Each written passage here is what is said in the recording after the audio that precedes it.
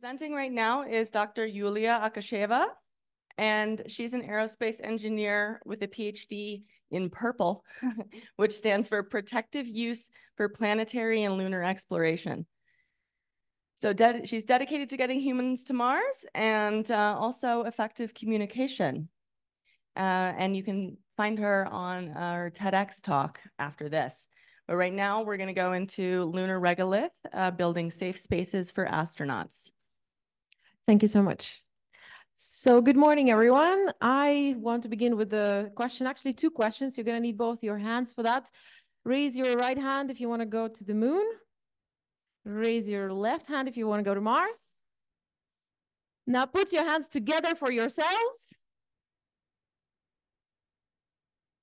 because I have good and bad news. The bad news part is that we haven't yet solved the radiation problem. The good news is that there's a lot of work going on that area right now, and so we can still envision these flights, but you are brave. That's why you should put your hands together for yourself. So I'm Yulia. I'm going to talk to you about building safe spaces for you on the moon. So today we're going to go to the moon. We're talking about astronaut protection, so human space radiation protection. We're talking about long-term missions on the moon. Yes, no.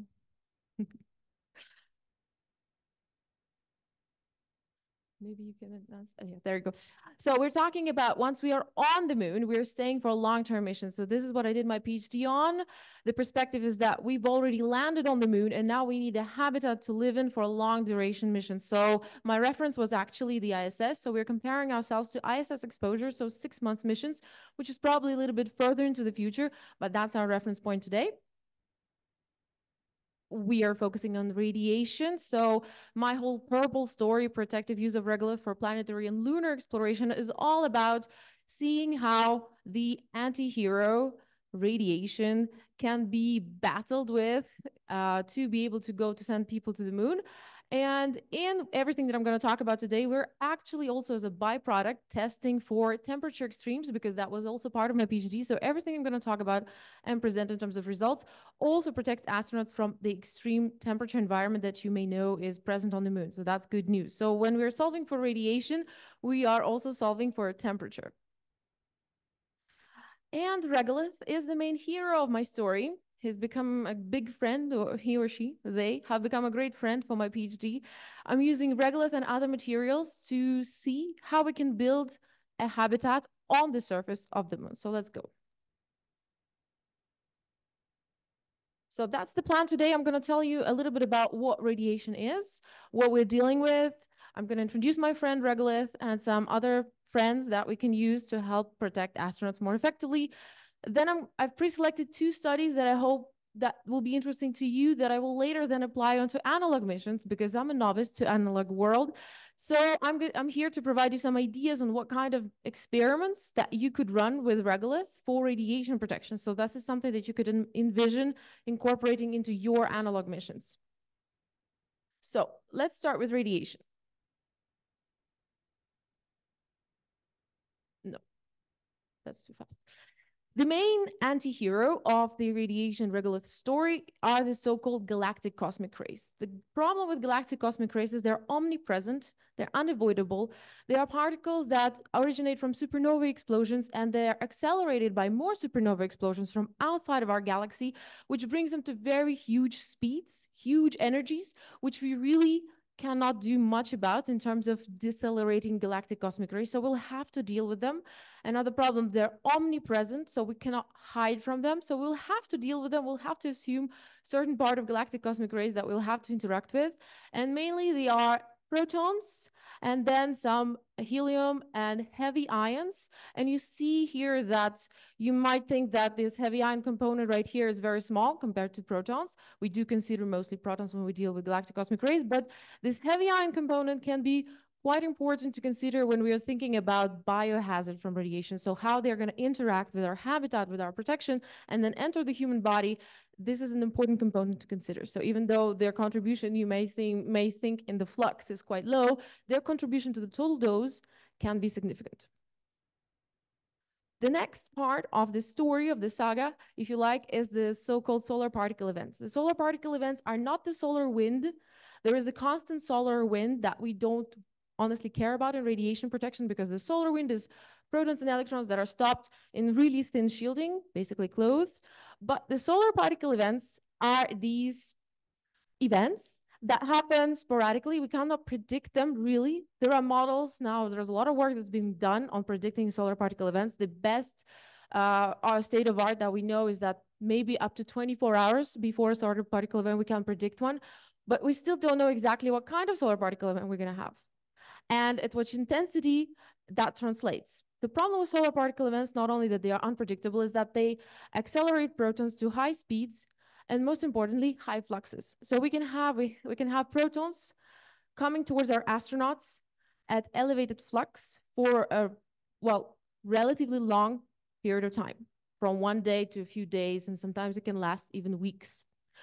So solar particle events we have to deal with as well, and we don't really know how many we're going to have on a given mission, especially if we're talking about a long-term mission. That becomes a problem. A very important component that I have to talk about are the so-called secondary emissions. So when we're talking about passive radiation protection, which is the whole of my talk, we put something in between radiation and a so-called sensitive volume, or the astronaut. This is our passive shield. So in my case, it's regolith. When primary radiation hits our target, it will inevitably interact with it and create secondary emissions. So here you see the chart. Very simply, we have galactic cosmic rays, solar particle events entering our target and then producing secondary emissions. Now here's the problem, the special case, the catch of space environment is that because we have galactic cosmic rays and sometimes solar particle events, which are primary radiation that is so diverse and so highly energetic that when we produce secondary emissions, we can in fact produce more harmful radiation than the primary incoming part.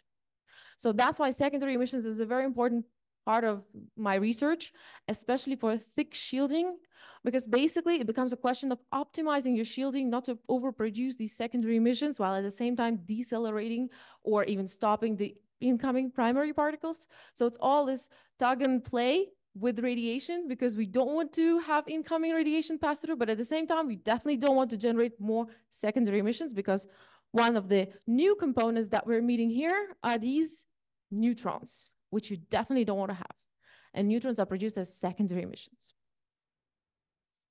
A particular case on the moon, because moon is not protected by, moon doesn't have an atmosphere, moon doesn't have a magnetosphere, so moon is very unprotected from radiation. And because of the constant bombardment by galactic cosmic rays, we have this specific effect on the moon that we call the lunar albedo, or the lunar neutron albedo.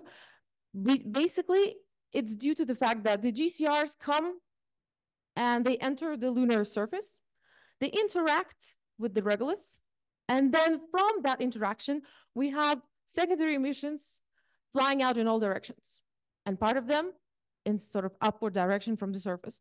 So that's a whole big contribution to the dose, and it's specifically, let's say, dangerous because we have a lot of neutrons, so we call it the neutron albedo. And literature estimates that up to 30% of the dose on the moon will be from this lunar albedo.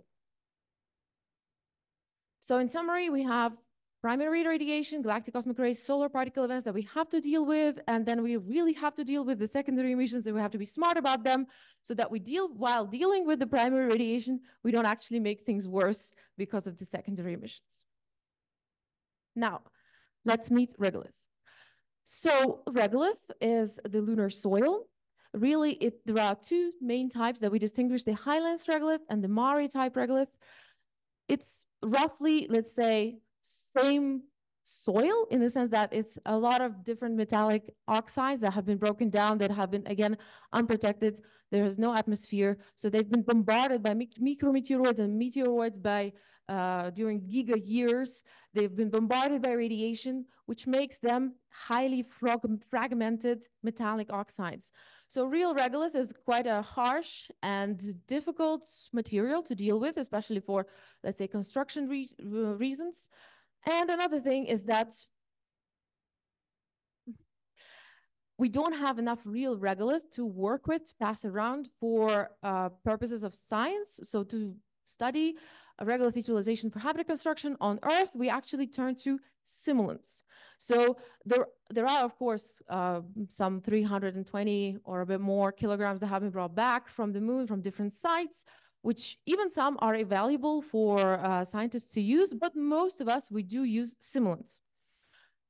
An important thing that I want to really mention, when we mention regolith simulant, we really should say what kind of simulant, what's it used for. Because really there is a huge family of simulants. I know about 30 different simulants that are produced that are high quality simulants, and they all serve different purpose. Why? Because a simulant is an engineering tool.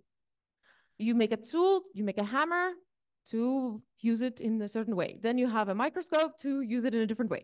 Similarly, we have whole families of simulants that serve specific engineering purposes. So we have here I'm just giving you examples for if we're interested in the bulk properties of lunar soil, then we're going to make a certain type of simulant, where, for example, the mechanical and thermal properties are important. If we're going to now study the chemical composition, now that's going to be the most important component or property of our regolith. So we're going to have another type of simulant.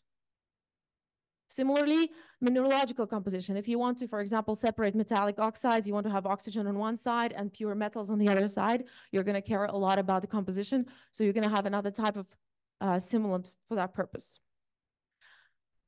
For mechanical reasons, maybe the grain size and the grain size distribution is going to be very interesting for people who are interested in 3D printing with regolith, which there's a lot of interest in that in the community. This grain size and grain size distribution is going to be quite crucial actually for use, for the potential use in 3D printing, because some regolith is just not going to work and going to break your machine. So it's really important to choose wisely. So the first thing when dealing with regolith simulants is to choose wisely. That's basically the end of the story here. Again, on top of that, we have the highlands type that simulate the highlands regolith. And then we have the Mari type. And out of Mari type, we actually separate two subfamilies with low and high titanium oxide composition. I want to introduce my best friend for the last 3 years, the AAC1 simulant. So this is a very good, we call it high quality simulant and multi-purpose simulant. So I've been telling you that you have to choose wisely, but there are some simulants, mainly from space agencies, that serve several purposes, of course. So this is an AAC1. It's a Mari type low titanium composition type regolith. It's a large volume simulant, meaning that, in fact, ESA is building the Luna habitat. It's a huge hangar, kind of, I think, what we saw previously with the SAM presentation. I don't know exactly the size, let's say, comparison, but ESA is building a huge hangar where they're going to train astronauts that are going to go to the moon to actually use regolith, to do experiments with them, to walk in it, live with it, etc. So this simulant is going to be put in that facility. Basically, the astronauts are going to walk around and use this simulant for their training. And as I said, it's a multi-purpose regolith, so it's good for all in situ resource utilization type of experiments, for radiation protection, and thermomechanical applications. So basically, we can use the simulant quite throughout the whole preparation of our mission, and to know how real regolith will behave and how we can build it, how we can use it to build habitats. So this is an illustration of what kind of habitats I'm talking about. We are dealing with the primary structure most of the time that we probably brought before. Maybe we inflate it and pressurize it. And then I'm really talking about the use of regolith around the structure, or maybe alternative uses you'll see towards the end of the presentation, so stay tuned. But that's the baseline idea, sort of the simplest idea. We bring a tent, pressurize it, and cover it up with regolith. In fact, this idea dates to the Apollo era. When they came back, they started having these ideas back in the day already. So here I'm showing you actually the assimilation result for human radiation dose comparison between the reference, which is the ISS exposure, so the average ISS exposure for a 6 months mission, and the calculation with a dome of 50 centimeters, a 50 centimeters thick hemispheric dome made of regolith, of my simulant actually. And you can see that we basically have roughly double or even more the dose between what we expect on the moon in that habitat and what they experience on the ISS. So regolith is good, but maybe we can improve, maybe we can optimize, and maybe we can invite another friend to actually enhance the effectiveness of radiation protection of regolith. So then the question is how to improve radiation protection effectiveness of regolith-based habitats using other materials, for example, polyethylene. Why polyethylene? Because first of all, it's actually one of the golden materials of the space travel because it's a low density material. We can bring a lot of it relatively easily.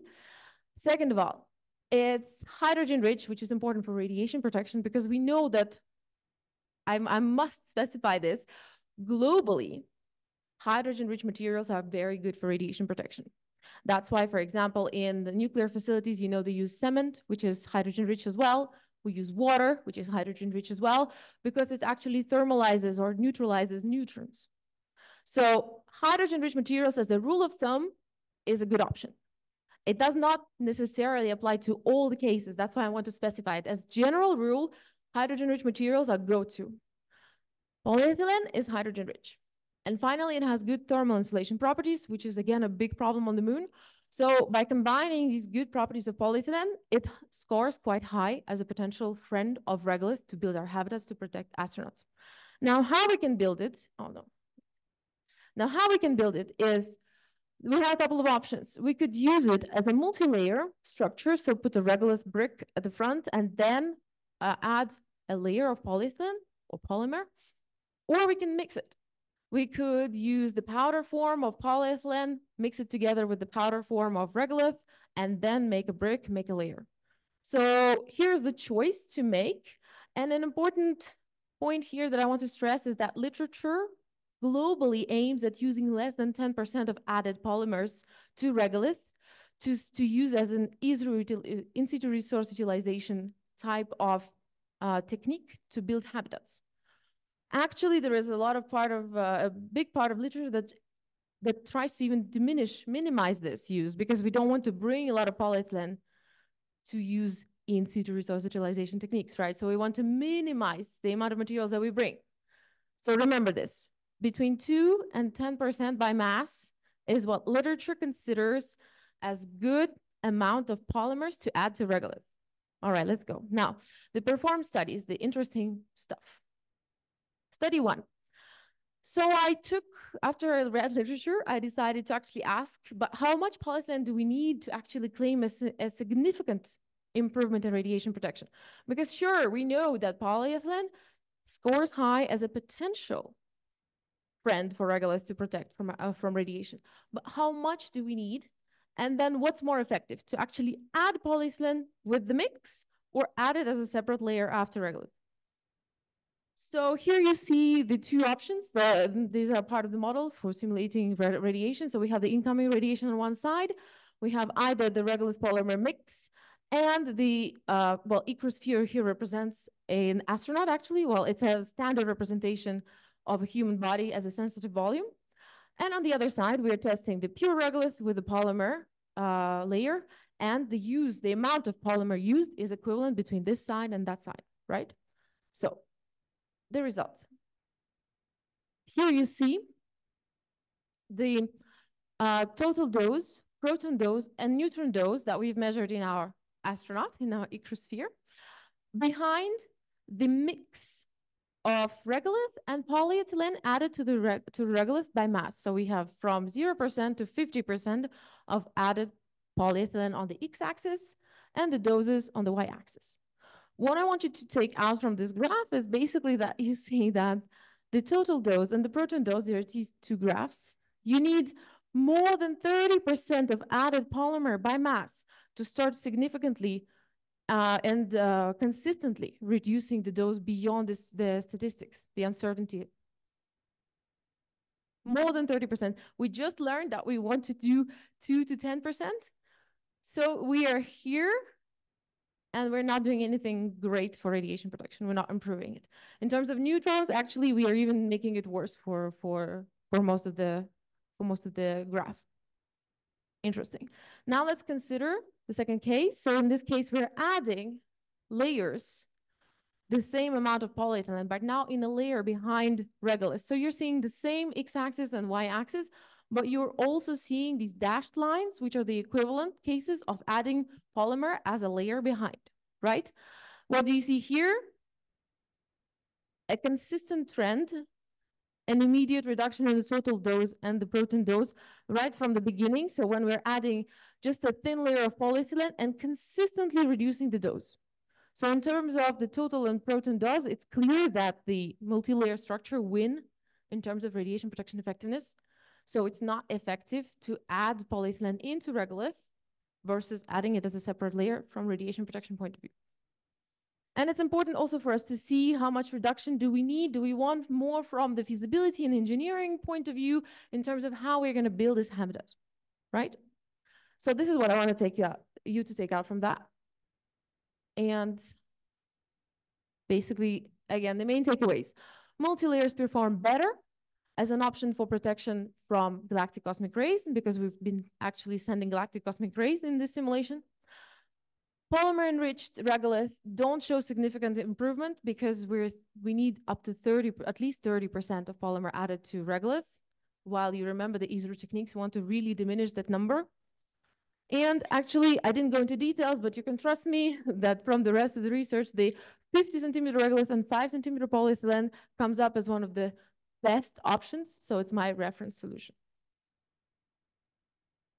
And next study, then I thought, well, okay, interesting, we have to use multi-layers. Now, how are we going to use multi-layers? Because we all played with Lego and we can stack Lego this way or the other. It still builds a house. What about radiation protection? Is it going to make it better if I stack them in this direction or in that direction? So how are we going to play with our sandwich? In other words, which multi-layer solutions improve radiation protection in the habitat and how much as compared to the effectiveness of my standard case? Remember the 50 centimeters bare regolith block. So here you've seen, this is the same setup of the simulation, and now we're having a multi-layer between the regolith and the polyethylene, and we're playing around with the different compositions, with the different basically Lego options, right? So here you can see how I've stacked them around and the different thicknesses that I've tried. So let's see the results.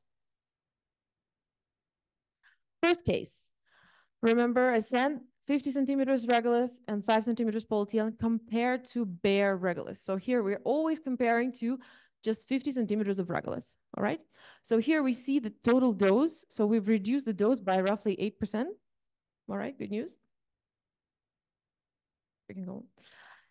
Then I thought, okay, well, let's increase the thickness of polyethylene and see what happens. And what happens is, in fact, we didn't improve anything. So thickening the layer of polyethylene behind regolith did not yield better results, which is important for radiation protection, of course, and it's important for engineering construction feasibility studies. So we don't need to build a thicker wall because it doesn't do anything for our radiation protection. Now, what I thought, well, what if we split this thick layer?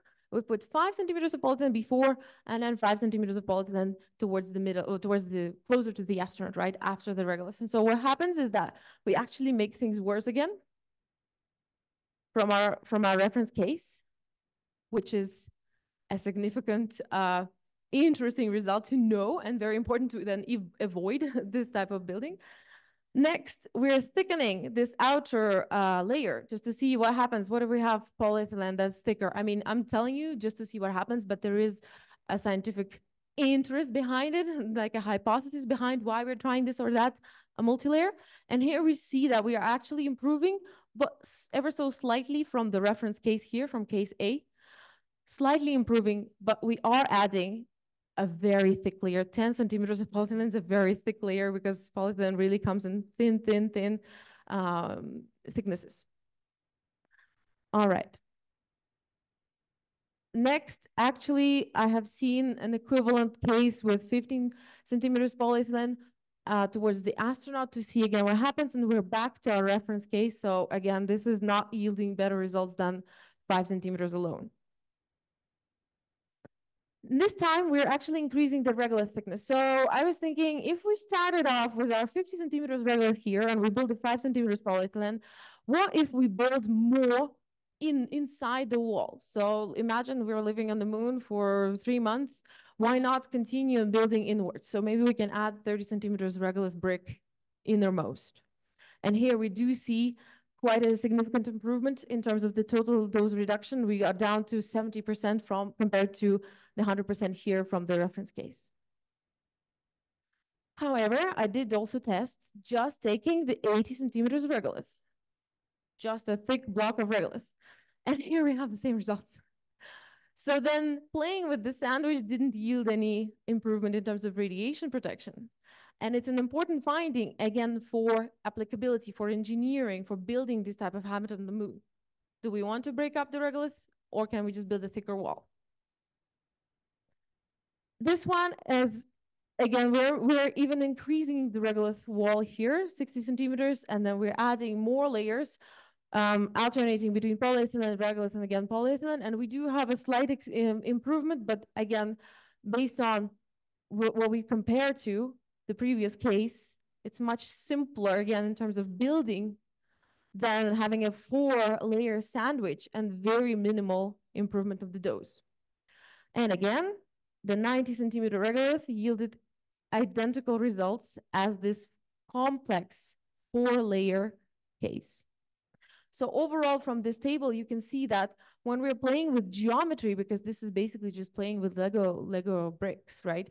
We are either improving or not improving the radiation protection at all. And so it's an important finding, important consideration for people who are actually going to build these walls for our astronauts.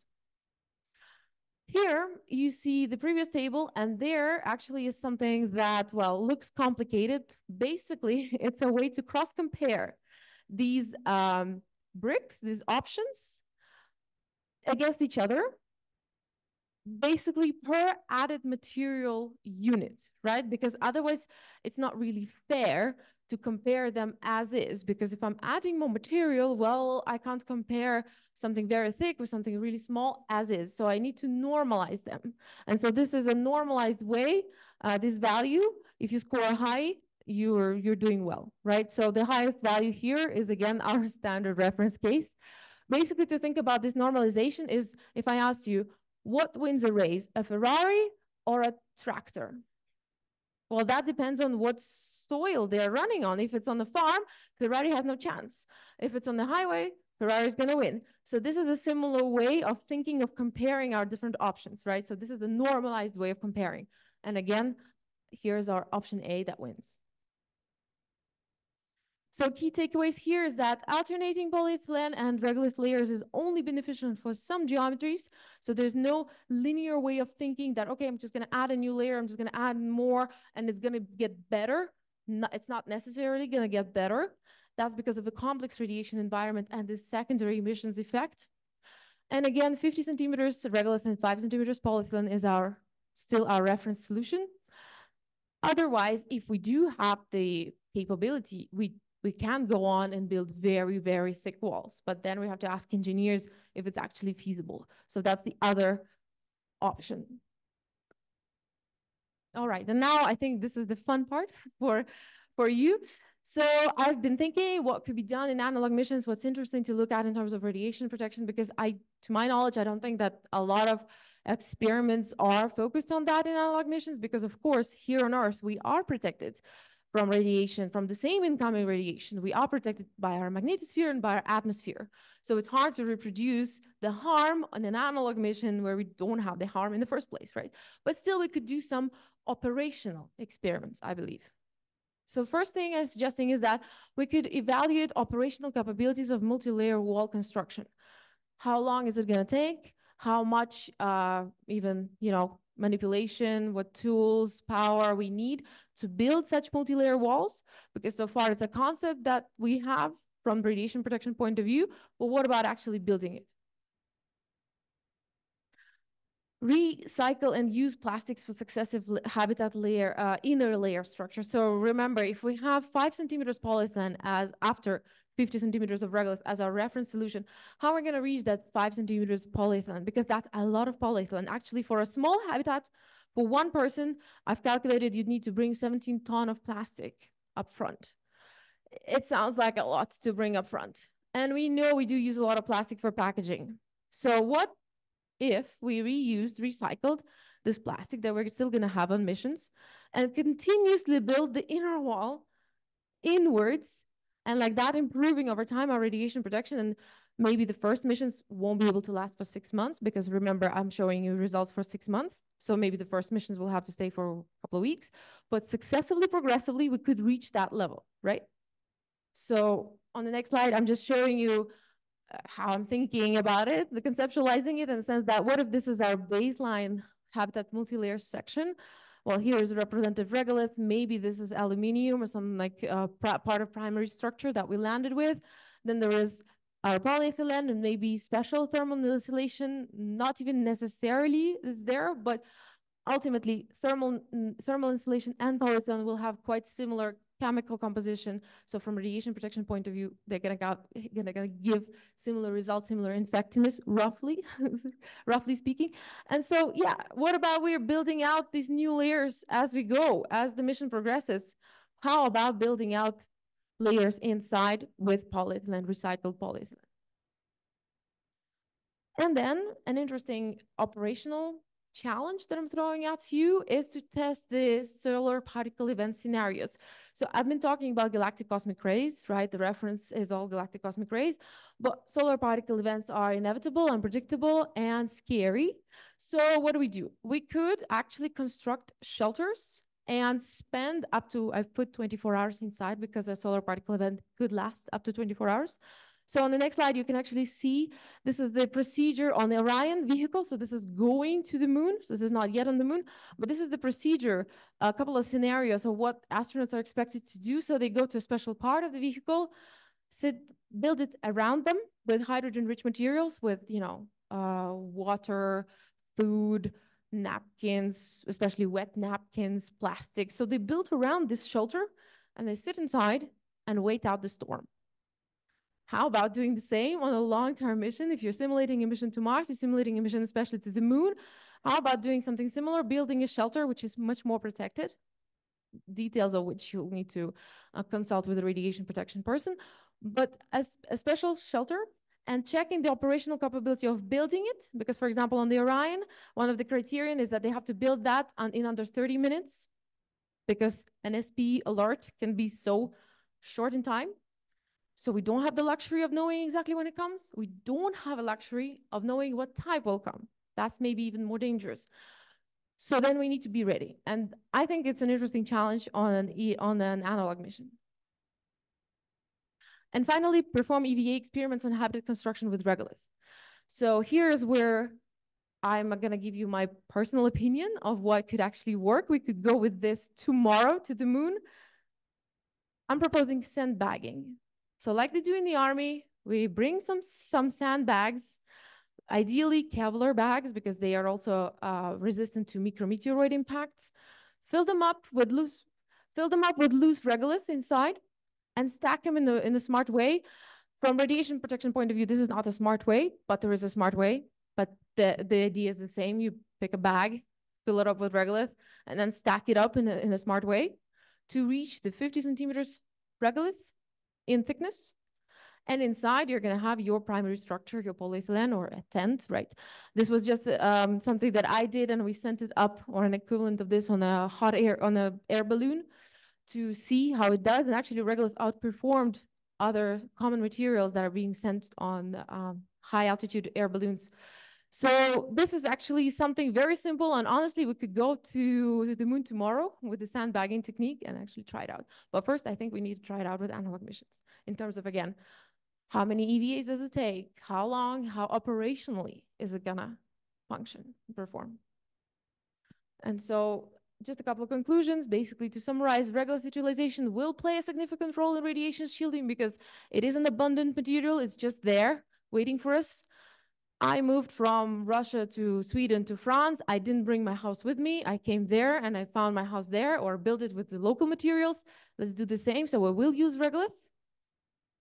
Then multi-layer walls, we saw they outperform the equivalent of adding materials into one mix when we're talking about regolith and polymers. Certain multi-layers do improve radiation protection, but again, remember, it's not linear. We cannot think of it as a linear problem. Adding more layers, stacking them up will not necessarily yield an improvement. So we need to actually run simulations and proper studies. And finally, analog missions can use as a test bench for progressive building of lunar habitats. So if we use, for example, sandbagging techniques, let's test it out, let's see how it works. And then even more interestingly, from my personal point of view, is to building inwards successively with that polyethylene inside the habitat. This is, again, just for you to remember the reference solution and this idea of building inwards with the recycled plastics over time is going to probably take a few missions to achieve that, but I think it operationally is going to be an interesting challenge to test. We can skip that. So I'd like to thank, of course, all the contributors, all the people that I've been working with. So a lot of this came from my PhD that I just recently finished. And of course, the collaborators and the sponsors of this work. And thanks to you for volunteering to go to the moon. And finally, let's stay in touch. If you're interested in these radiation protection experiments and potential science that we could do, I'm available. I'm very interested in helping and working on this with you. So thanks again.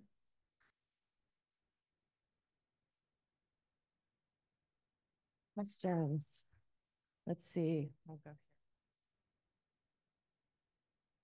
Hi, I was curious about when you were doing your optimization on the different Lego brick stacking or things like that.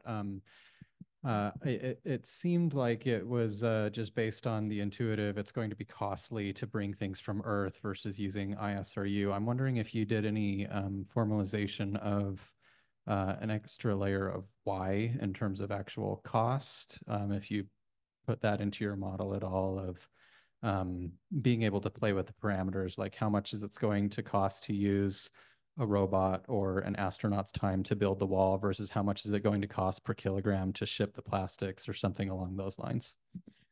That's very interesting and excellent. I didn't do that because my research was really scientifically radiation protection, what we can do. But this is more mission cost scenario calculations, which I think is something that interests space agencies. I know even a friend who's starting his PhD doing exactly that, running simulations, but it's a really separate work in terms of really cost, calculating how much it would take and also how long to build these.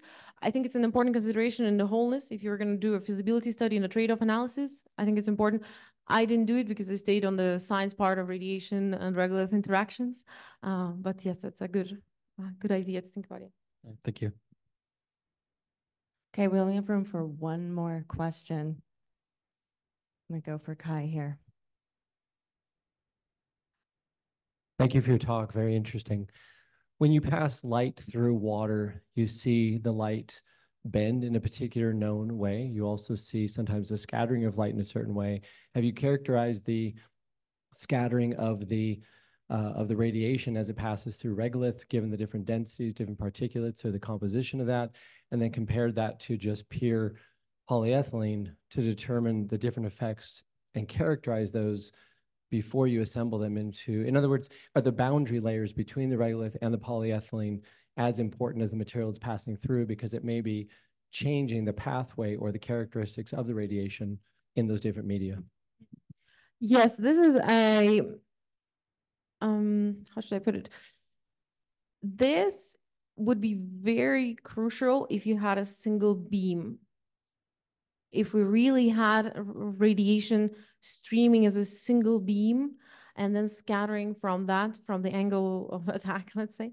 The problem with radiation on the moon is that it's from all directions and also from the inside, and also it scatters in all directions once it comes out. Pretty much the idea of thinking about it that a particle goes in a straight line, that's correct for high energies, roughly. But the fact that we have this mix, I call it the radiation soup, makes it almost, let's say, scientifically not not,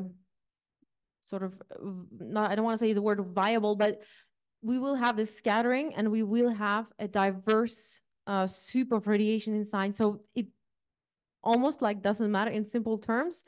We will have a mixed radiation field inside of the habitat. So because of this diversity of the type of particles and their energies, we will have this mix, and it's inevitable. Like it's yeah, inevitable to try to build something that will filter sort of radiation step by step, and we will have like something that is a single line. You see what I mean? So I think you're thinking more from beam perspective, which would be interesting for characterization. If we had one beam, for example, at particle accelerator facilities, that's what we do. We have a single beam, we shoot it at a target, and then we see also the scattering and the doses and everything. Sometimes it's more interesting to put a dosimeter here or there because of the scattering. But that's, again, one beam, one energy, usually one particle. You can switch it as well, but it's usually that directional thinking, yeah. And we won't have that on the moon. We would definitely have a mix of everything, like a soup. All right, thank you, everyone. Thank Yulia again.